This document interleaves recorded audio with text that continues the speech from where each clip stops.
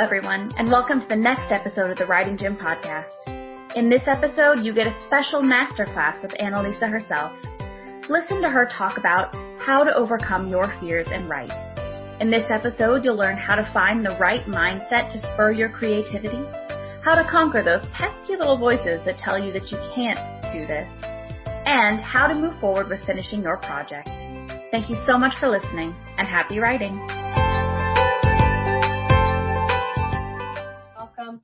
I'm going to go ahead and get started. Thank you so much for being here on today's masterclass about overcoming fear and finding the courage to write. And so we're here today with Janiel Miller, and I am going to let the cat out of the bag on her. She's a hilarious lady, first of all. You need to know that. So we're going to laugh a lot today.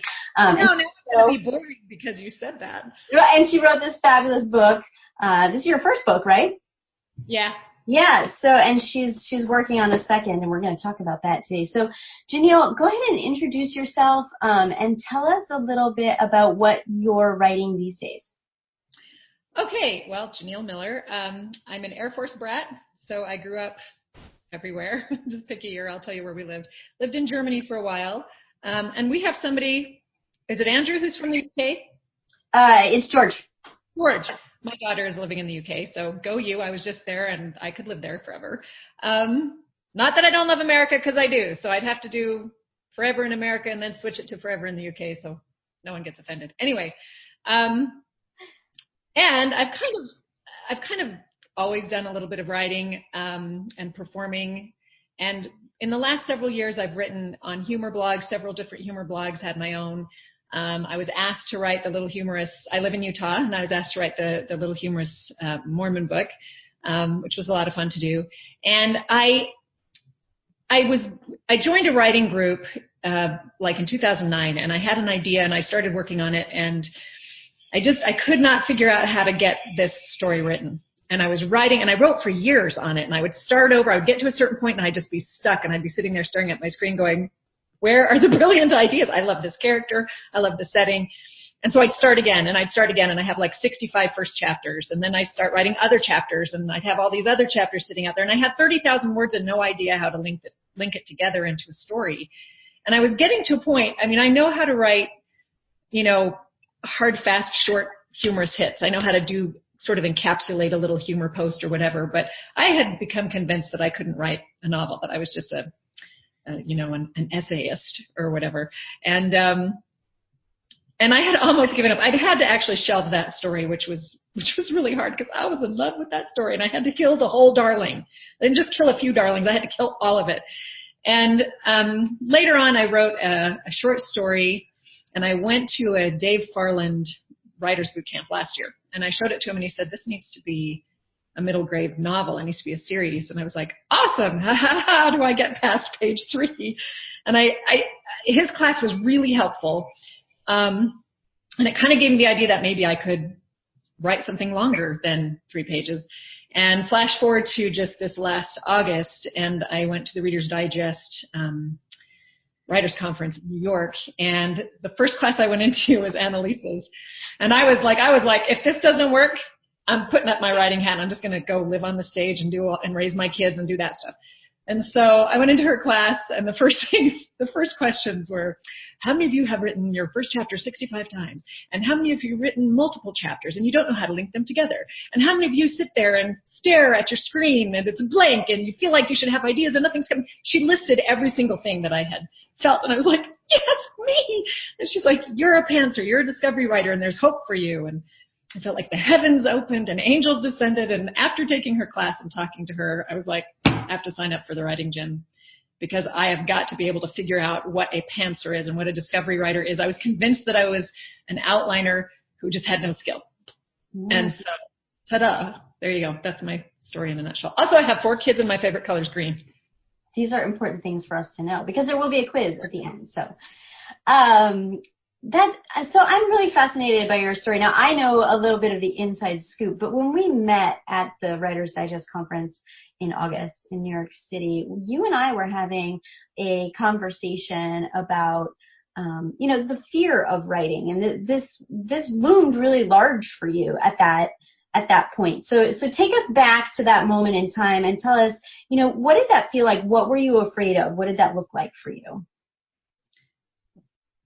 The point that I had reached when I came to the conference? Yeah, when you came to the conference. I was completely frozen. Not completely, because I could still write short, humorous stuff, but at that point, it had become a personal thing. It kind of felt like a personal failure. When you want to write, you're kind of compelled to. You will have, I know you all know what I'm talking about. You will have an idea that stays in your brain, or a character that stays in your brain. Or you may have a blank screen and just have this feeling in your chest like, I've got to sit here until I write something because I want to create something. And I have felt like that since I was a little kid. My best friend in childhood, Cappy, and her dad was in the Air Force, and we lived in different places, but we wrote stories through the mail. It's in there. And to not be able to do that, to have spent so many years figuring out, and I tried everything. I went to so many writers' conferences and so many classes, and to have to sit there and go, I can't do this. It felt like I was admitting defeat and cutting, my arm off, losing part of myself, because it's just so much part of your psyche to need to create in that way. So when I arrived there, it really was, okay, if I don't get help here, I'm a short storyist, I'm an essayist, really not even a short storyist, an essayist, and that's what I'll be. And it didn't feel great. Yeah. Yeah, and I remember, I would use the word despair. I feel like you were really sort of mired into that state. In terms of writing, the rest of my life is fine. Yeah. But just thinking about writing, and specifically, we were talking about this novel that you wanted to write, and that kind of felt like this, Everest in your life. Yeah, I did not have faith that I could get past what I hadn't gotten past in the prior effort, the 5-year effort, probably more than that. And so at that time, you and I spoke about the writing gym, and it was something that you were thinking about at that point, but there were some considerations for you. So walk us through that decision. So you mentioned it to me, and I thought I really kind of want to do that, because I could tell from your class, obviously you understood discovery writers, and I had started to realize that's probably what I was. But financially for me, that was anything above $50 I couldn't do, And so, but I remembered, before I say that, I was also worried about whether it would work or not. Mm-hmm. So am I going to invest, if I find the money, am I going to invest in this and have it end up being the same as when I went in, and not have worked, and I didn't know you. And so I didn't know, I knew your class was great, but I had to just kind of take this leap of, she knows what she's talking about.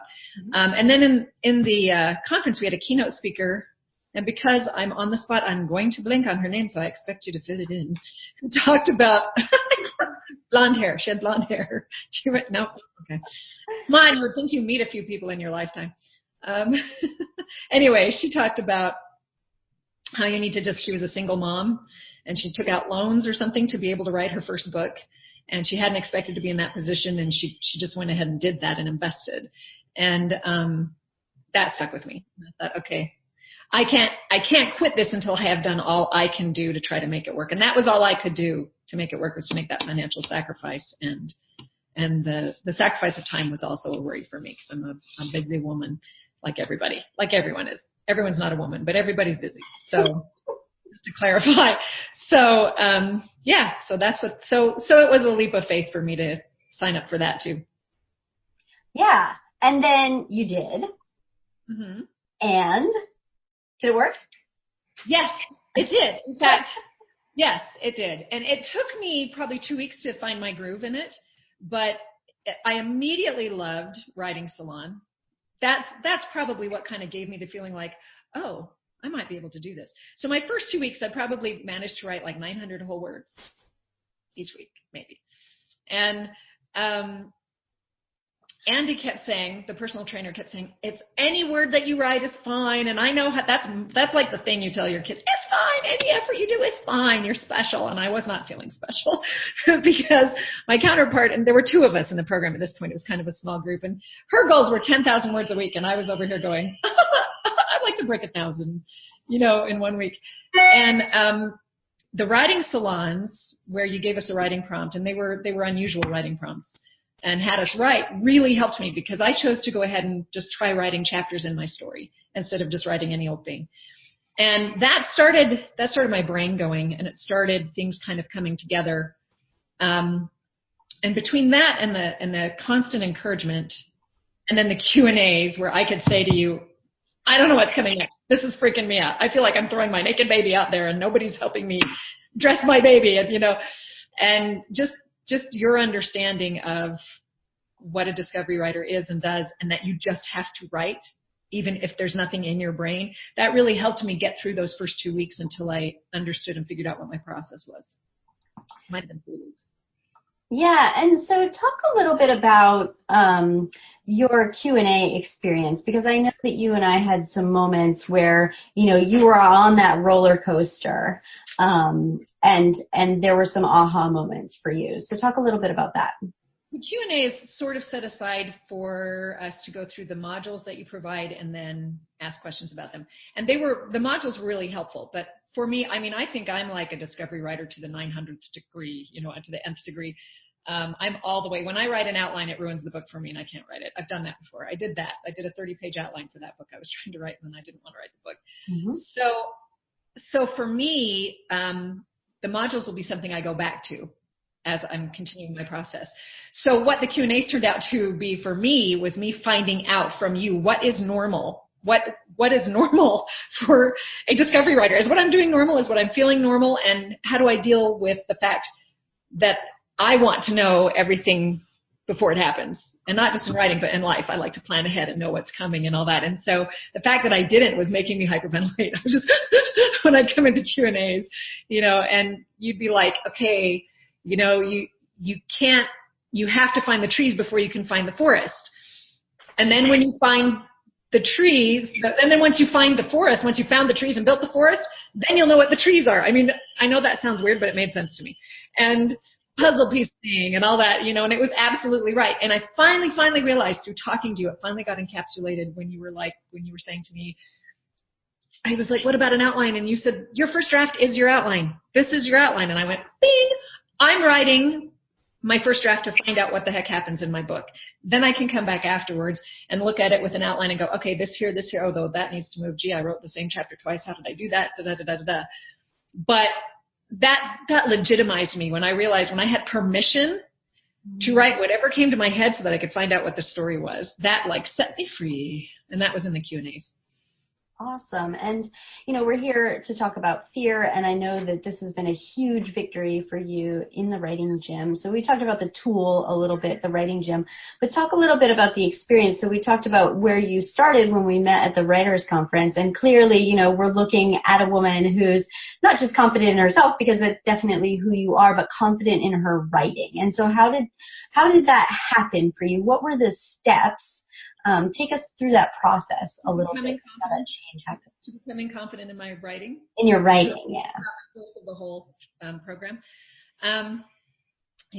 Honestly, it was first of all in being legitimized. First thing that started helping me was realizing when you listed everything and it had literally been every challenge that I had experienced. That first got me feeling like, oh, these are legitimate problems. I'm therefore a legitimate person and a legitimate writer. And you know what? I'm seeing questions down there coming up, and I'm talking so much that I'm not answering them. No, that's fine. I'll take care of it. I'll be in charge of the questions. Okay. So that legitimized me first, and I thought, okay, maybe I'm a writer. So then as we went through the first couple of weeks, and I was kind of getting discouraged because I was having a really hard time finding the time to sit down and just write 2,000 words a day or whatever it was going to be. Somehow through the Q&As and the personal training and the different things we did, I realized I was going to have to, my goals weren't being met. I would have time goals, I would have word goals, and that was knocking on my fear. I'm not getting this done. And somewhere in there, something, I can't remember, but something triggered me to think I've got to try something completely different. It's probably something Andy said. And I wish I could put it on a plaque and remember it, but I'm postmenopausal. I can't remember most things anymore. Sorry. So anyway, I should not have told everyone that. That was personal information that you didn't need to know. Sorry. Anyway, well, now we're all friends. We're all best friends now. Anyway, so I remember I had read Stephen King's On Writing, and I think it was him. He talked about recording. I think it was him. I can't remember.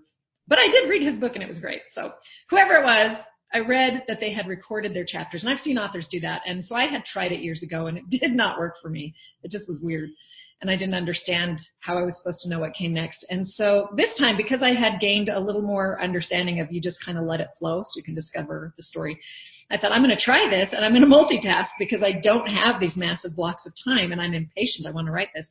So I went to the gym, like I do every day, and I pulled out my iPhone and started the voice recorder. And while I was on the treadmill or spinning, I just put myself in character. I had also just done a play, and so that was kind of still in my brain. Being in character was still in my brain. And this was something I hadn't done the first time. I didn't put myself in scene and in character. So I put myself in scene, made myself a 12-year-old boy, because that's my protagonist. So I put myself in his head, and I just started feeling and talking what it would be like to be him in that scene. And I started talking the scene, and I wrote the scene. And I was like, whoa. And I got home and I typed it up, and it was a lot of words. And between that personal training and the next week, I think I had written 11,000 words, 10 or 11,000 words, something like that. And every day I went and I would record it, and the scenes would just flow. They would just come out of me. And, and my child is calling me right now.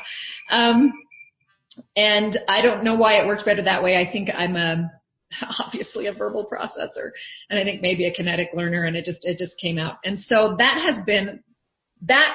got rid of most of my fear for me, was when I realized that I could get a lot done without just plopping myself down at my desk, when I could be doing something I needed to do, and I could also get that done.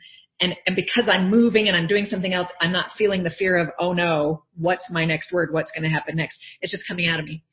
And that was a huge, huge step up. And the fact that by the second or third week, I think the third week, I can't remember, was it 8,000 words? And I now have, I think it was the third week, and I now have 65,000 words. I was gone 2 weeks in there. And so, what's it been, 2 months? Yep. Massive. Most consecutive words I've ever written. Not the most I've ever spoken, but the most I've ever written, which is a miracle. And that has really helped my fear. I still have fear sometimes when I'm, what comes next? Am I doing this right? But I also know how to get past this. Just keep going. Just keep swimming. As Allie Powers says, just keep swimming. That was her mantra. So if I can extrapolate a little bit, it sounds like one of the things that the writing gym helped you, as far as your fear is concerned, is something that I wrote in Storytelling for Pantsers, which is find the writer you are and be that writer. Yes. So if we're giving tips, sorry, go ahead. No, I think you helped me find my process. It wasn't just, you gave me some tips and tricks and ideas. It's that because you could answer my question, and you created an environment of safety so that I trusted what you guys said. And that's the thing. Whether it's, of course it needs to be the writing gym, so I shouldn't say whether it's you guys or another organization. It should be you. But whether it's your writing group or a group of supportive people, you need to be someplace where you feel safe when you're writing, and people you can go to with whom you feel safe to present these issues to, which is how I felt with you guys.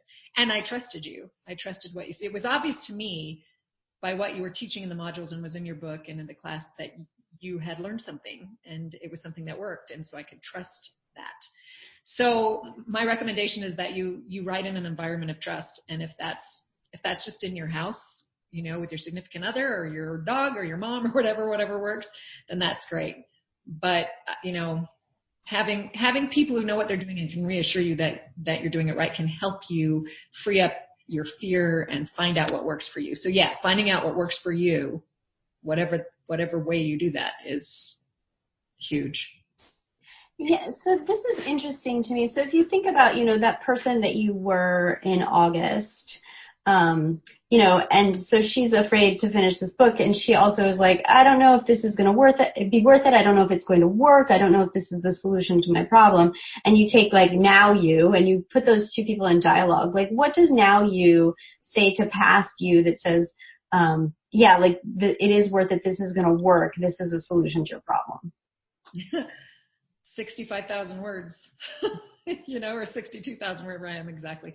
Yeah, that's, if I had looked at the very beginning when I was having the doubts and my future self came and talked to me and said, by the end of this, you're going to have 62,000 words or 65,000 words written. So trust this process. Then I would have been like, okay, that's the thing. I don't know if that's what is that what you are? No, I didn't. I was just curious because, you mentioned sort of like needing to get over that hump, which you did. And like there's a fear component there too that's, which is what we're here to talk about, around, trusting somebody, trusting yourself, trusting the process. I think that there are a lot of fear questions there. And so, hindsight is 20/20, right? So now that you kind of know what it looks like, you can speak to those fears in a unique way. And I think the other thing then that I would say, is that because it's an 8-week process, it's not a one-time class or a 2-day class or something. You're doing over the course of 8 weeks. And you know what? I was somebody who needed a little bit of hand-holding. I mean, you guys don't really sit there and just hold your hand. There was support. It's not hand-holding. It was support. And because you took me through each process and each up and down and reassured me and pointed out, look, you did that thing. Look, you did that thing. Look where you are with that thing. You did that thing. That helped me see, oh, I did that thing. Look where I am with that thing. Oh, and that built up my ability to feel legitimized in my writing process and as a writer. So yeah, I would walk up to myself and say, you're going to have 60,000 words when you're done with this. Which would have been a miracle. But I think what I would have also said is, look, have faith each day of the week that you're going through a process that is teaching you. Have faith in what you learned yesterday. Have faith in what you learned the day before that. Have faith, everything you learn, just apply, just relax and breathe and go. Just go with it, Don't think so much. So. I love that. So George has a question. He says, I write in flow and allow whatever thought process in my mind at any moment, yet have had blocks over the last few weeks. Suggestions on ways to overcome this. Is it worth putting aside planned time to write in this effort? Oh, that's a really good question, because that's definitely something that we talk about, that you and I have talked about as far as like when do you write and how do you write. I'm so sorry. My dog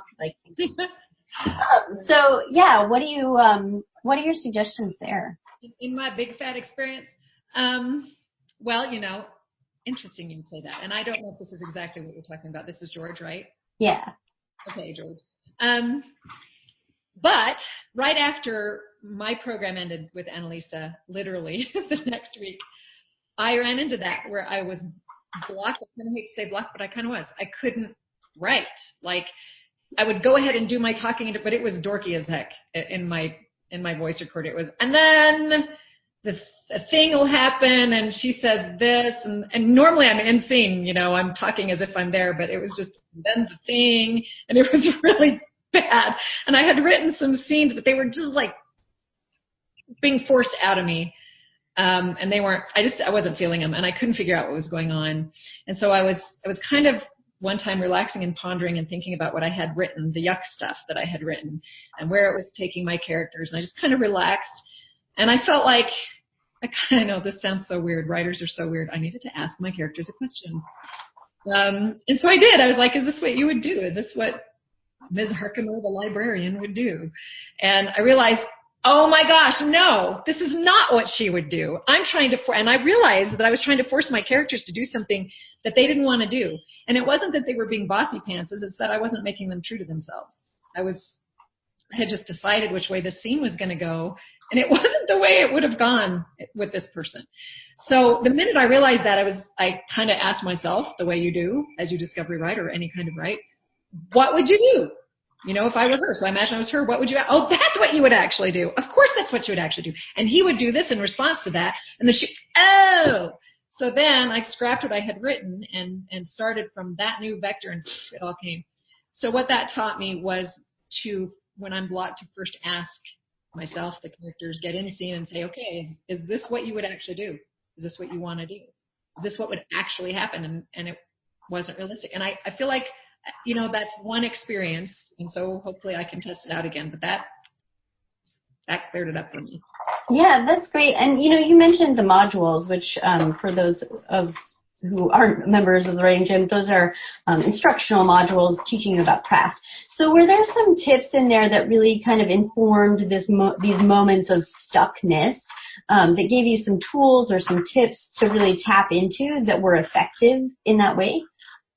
I think because my approach to the modules is to come back, once I have the whole thing done. I don't have them memorized, but what I do feel is, because I went through all of them, is that they have been sitting underneath everything I've been doing and kind of keeping me going. And I think one of the ones that has really stuck with me is when you're talking about the plot arc. The plot arc. Thank you. Yeah. The climax and the energy increasing and all that stuff. And that was one of the things that I realized what I didn't have, what was lacking in those scenes was that drive and that energy. And I can still remember your diagram, the little chart. And that's what it was. It was just, they were just kind of meh. And that came back. And that was probably part of what informed that question. What is wrong here? Nothing's happening here. In fact, you know what? I distinctly remember thinking of that. There's nothing happening here. This is just blah. And so, yeah. So actually that one has stayed in my mind the whole way through. In fact, to the point that I get worried that I have too many climactic moments, but we can shave those. Right. In the publishing mastermind. We'll worry about that later.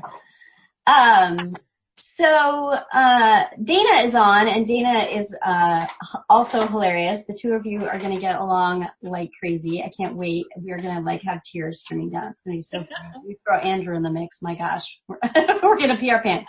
Okay. So her question, she said, does your novel deal with comedy? If so, how do you incorporate that into your story? Oh, I hate this question. Nothing against you. I've thought about it before. I've been asked it before. I haven't ever sat down and analyzed it. For me, it has to do with the character and their personality. And I think a lot of the way they talk and the way they express themselves and the way they think. And if they're not that funny, then they're just not that funny. And although the people who are more serious can have their ironic moments, and those moments where things happen that they don't expect, and it's just like, what?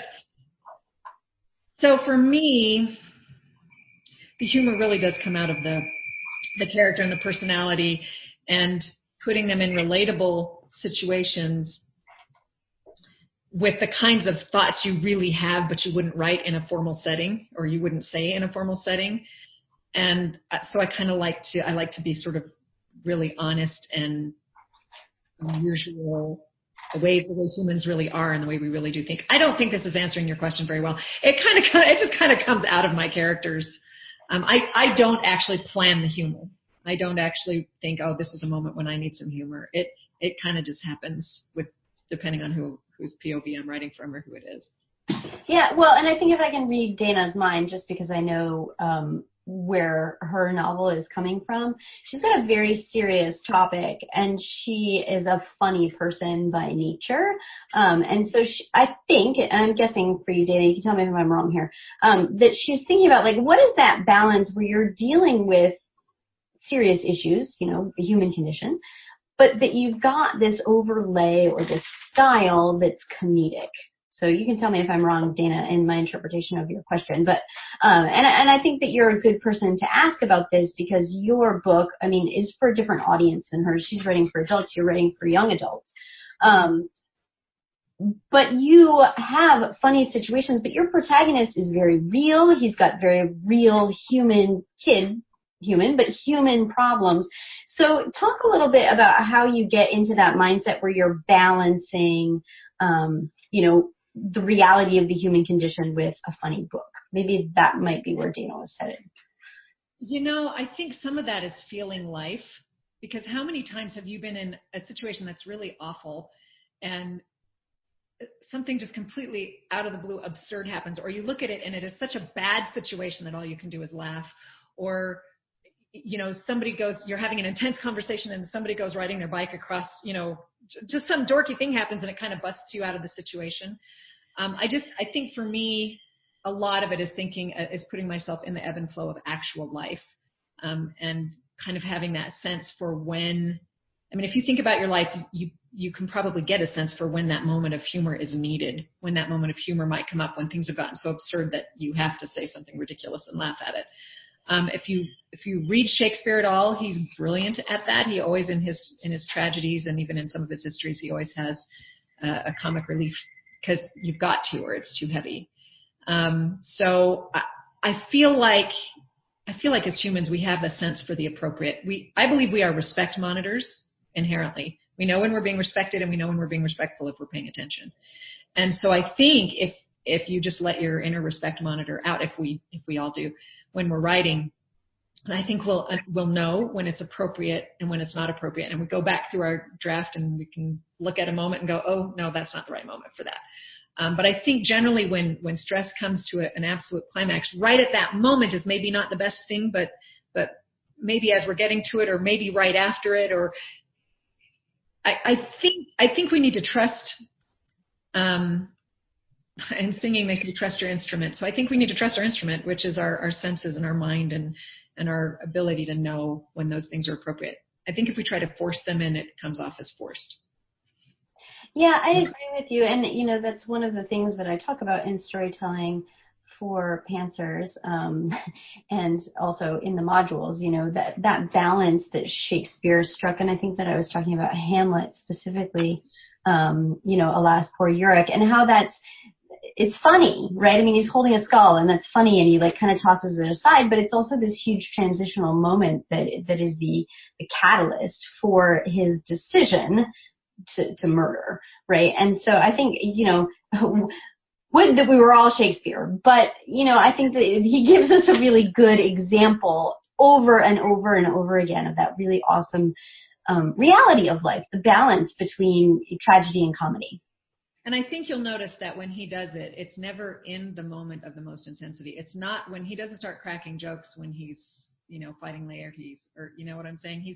It's when he's separated. So here this moment has happened, and now he's over here, and it's like, okay, dead guy, let me talk to your skull. I used to know you. I'm so stressed out, I'm now going to joke about it. But usually it's not in that moment of stress. It's usually a moment afterwards. Well, that was awesome. If you've seen Lion in Winter, Katharine Hepburn is in that, and there's this awful moment where she's having, I don't remember all of the character names. She's discussing her kids with her husband. I know one of her sons is Richard the Lionhearted. This is terrible. I haven't seen it in ages. But anyway, all these awful things have come up, and they've said horrific things to each other, and she's on the floor on her knees, and everybody has left, and she goes, well, all families have their troubles. And it's this massive understatement, and it's this hysterical moment, because it's like they're talking about every awful thing under the sun, and she's now alone, and boom, she can hit that moment of, well, sometimes you have a bad day. I've just blown up half my family and the kingdom, but hey, so maybe that's part of it, is that timing after the worst stress. Great. So let's see. Andrew had a question. He is asking, what do you still fear? And if anything, how are you going to keep it from hindering your writing? What do I still fear? We're talking writing, right? Not Spiders. my kids living in London, my child living in London away from me. That's actually quite awesome. What do I still fear in writing? I think still fear. It sounds like I'm so accomplished. I'm still in the fear. So I'm still making sure that I really do think I can do this. I do feel a lot more confident, but I would say I still have those little moments when I'm starting to write a scene that I haven't had any images kind of come to my mind or haven't had any hint of what's going to happen. I still get kind of, okay, what if I say the wrong thing? What if this isn't right? And I don't know what I think will happen if I say the wrong thing. If I think, a pit will open under my treadmill and I'll drop into, Dante's ninth circle of hell or whatever. I don't know what I think will happen or why I'm afraid of that, but it is a very vulnerable thing. So whenever what I'm writing is a vulnerable moment for me, I don't know what's going to happen, or maybe I won't hit the right notes for this scene, then I kind of go, but what I do in those moments is literally kind of shake my head and remind myself, okay, it's okay. I'm allowed to write crap. If it's crap, it's okay, because I can rewrite it. And I'm trying to find out what's happening. I'm trying to find out that's the process. If I don't know, it's okay. So I do a little self-talk and I just keep going. It almost sounds like you're echoing Andy in that. Yeah. Well, because you said before, that she had said something like that too. So, yeah, that's really good. Like, we got into your head, Janiel. Oh, man. Oh, shoot. I got, so on that track, I was thinking of something else that I wanted to ask you, and I completely forgot what it was. I don't know. Somebody say something. Somebody say something. Something. Andrew says something. See. Now we can be done. Bye. Yeah, the end. So, oh shoot, it was brilliant. Oh, thank you, George. My dog is cute. Her name is Mia, and apparently is finally laid down. She's been playing with every toy in her little bin over there. Did it have to do with the process or with the story itself? Yeah, let's see. But we were talking about fear and Shakarama. I can't remember. It was brilliant. I promise. I'm sure. You know what? It'll come back. It will come back to you. I feel like I'm not convinced that I will ever have zero fear, and I feel like in performing, I'm pretty used to performing. I'm pretty used to being in front of audiences, but I don't ever have a performance that I don't get some nerves from. Now, I don't get paralyzing nerves anymore, but like that's just energy that I can use. And I think I'd be a little worried about the state of my writing if I never had any kind of anxiety about where it was going to go. And again, I don't mean debilitating, oh my gosh, I can't write, but like, it keeps me on my toes. And I can push past it. I can remind myself, wait, this is part of the process. It's okay. And you know what? If my self-esteem is so tied into it that and I don't think there's any way around this at the beginning, especially. I think you do have your self-esteem tied into this because it's totally vulnerable and it's you're putting out there. But if it's so tied into it that I can't function if I get criticism or whatever, then that's problematic and I need to go take care of me. And that was also part of my problem with that other book that I was trying to write, is I was so worried about, I was so conscious of the audience and what they were going to think of it the whole time I was writing that it would freeze me up. And this, for the first time, has not been that way. And I got that way with my short stuff where I didn't worry so much about what the audience thought. I was thinking more about, what was the theme, what was the point, what was my wrap up and my final hit. And so with this, that's also been a really wonderful part of this, is it's kind of helped me get rid of that and realize, and a lot of other things I've done have helped to whittle away at that, but helped me realize that I'm writing to create something and add some good energy to the world. And if 2 people read it, all 100 people that I know read my first Mormon humor book. Yay! And hopefully it gave them a better day for a minute, and that's good enough. That's good enough. And if it does better than that, great. But the point of my writing isn't for that now. It's because I want to find out what happens next, and I want to create something and just add something, some lightness. Well, I love that transition for you. That's awesome. Yeah, that was a big deal, actually. Kind of forgot about that till right now. Yeah, well, and I remembered what I wanted to say. It was about that fear that you were saying, it never goes away. You just get the skills to mitigate it somewhat. And, one of my good friends is John David Mann. He's published at least 24 New York Times best-selling books. I mean, this is like the author that we all want to be, and you know who he is. He's featured in the writing gym in the modules. And we were out to dinner this fall, and he's like, yeah, I got this new book I've got to start. I'm terrified. Right? Like, I mean, it's not like this man does not know how to write a good book. He's done it, right? And he's kind of like, the way that he's talking, like he's saying all of the things that people say. And I'm like, you're right. It's like, actors who got on stage, they still got some stage fright. They also have the skills. Yeah, you know how to leverage it. And then it's not panic and terror. I mean, if it's panic and terror, then like go get some therapy because there's something else going on. But, you can learn how to leverage that energy that comes with the anxiety. And if you never feel anxious again, I would worry, like in my performance, if I didn't feel any anxiety at all or any, at least energy, like, is this going to, I mean, you've got to have that. Is this going to work right? Is this going to be okay? The days that I have less of that, my performance is honestly not as good. The days that I'm like, blah, I'm tired. Okay, there's an audience. It's just, and you're an actress, so it's not quite as on point as the days when I can have energy and leverage it. And honestly, in life, I mean, this isn't such a weird thing. I mean, as a parent, I've had self-doubt all the way through. I've had days where I do not know how to deal with this, and I'm scared because I don't know how to deal with this. Or are my kids going to grow up and be, a burden on society? Or are they going to be, because I messed up? There's not been anything I've done that I haven't had nerves about. And I think that's normal. If it's debilitating, that's something we can get help with and then come back. But I don't think you should feel weird if you're fearful in writing. I think that's life. Yeah, I think that's a really good point. Andrew just said, maybe a little fear gives us an edge. And I think that, we get so bogged down and hard on ourselves about feeling fear that we don't realize the gift that fear can be. And again, I don't usually mention my book this many times, but I did talk about that in the book and how we can really channel that fear and turn it into something productive and be grateful for it. And that's something we talk about a lot in the modules in the writing gym, is how to turn that around and use the tool. Yeah, and what's that saying? It's the famous saying, the only thing to fear is fear itself. You know that one? Okay, that's what we're talking about. And I think that sometimes we're so afraid to be afraid that's what freaks us out. Oh no, I feel fear. Oh no, I'm not supposed to feel fear. Yeah. Like, don't take it that seriously. Okay, I feel fear, but I'm going to get past it. So that's been part of it for me, is not taking the fear that seriously. Mm-hmm. And not take it that seriously and keep going. Right. Yeah, and so one of the things I'm going to put you on the spot here a little bit. One of the things that you said to me at one point was, the writing gym is going to go worldwide and it's great and everybody should know about this. So, for the people who are listening who are not a part of the writing gym, can you talk a little bit about why you said that?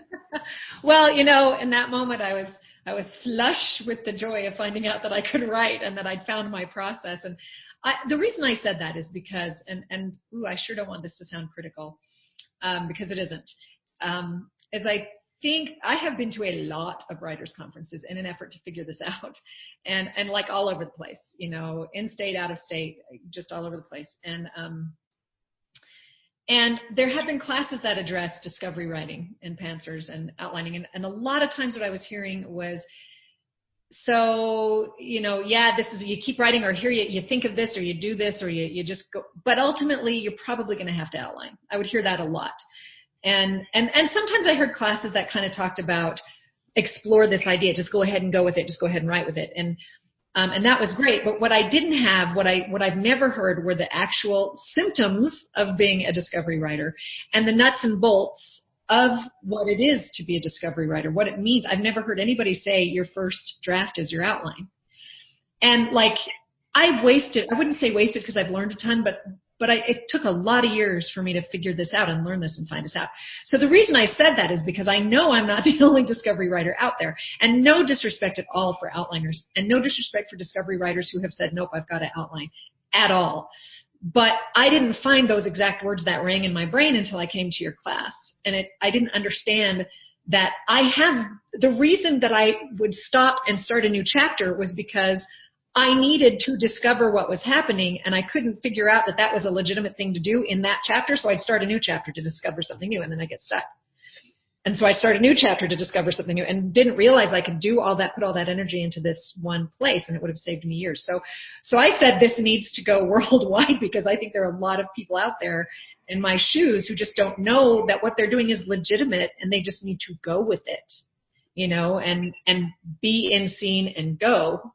And just the specific things you taught, that, I don't know, it gave me a framework around myself to understand myself so I could go and have the confidence. That's why I said that. Yeah, I love that. Wow. I mean, thank you. You should totally pay me to market you, baby. Hired. Well, thank you, Janiel, so much for your time. This is a big, big issue. We had a lot of people register for this masterclass because I think a lot of people feel this and they don't know what to do about it. So I think your tips are really, really helpful for people. So for those of you who are on live right now, please head over to Write to Publish and put your takeaways. One of the things that we teach in the writing gym is how to retain what it is that you learn. And one of those ways is to right away talk about it, write about it, converse about it. So if you put your takeaways over in the group, we can start a conversation and you'll retain this knowledge and work on your fear around your writing. Thank you for being here. Janiel, thank you so much for sharing your story with us. Thank you.